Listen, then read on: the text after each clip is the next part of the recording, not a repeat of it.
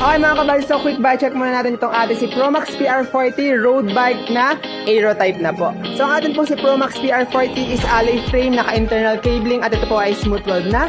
Size 48, yung kanyang seat post is alloy na, yung saddle naman niya is mosaic po yung style. Yung kanyang gulong is Caden Race, tan wall 700 by 25C, naka L2R3, RD po siya, 8 speed at ito po ay naka thread type na sprocket. Yung FD niya is L2R3. Ayan, ito po ay naka 2x at ito ay square type bottom bracket. Yung kanyang drop bar tsaka yung kanyang stem is alloy na po.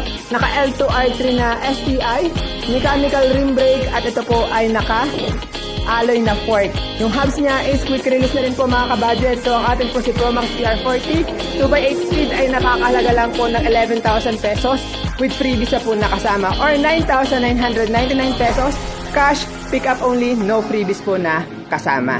Thank you po.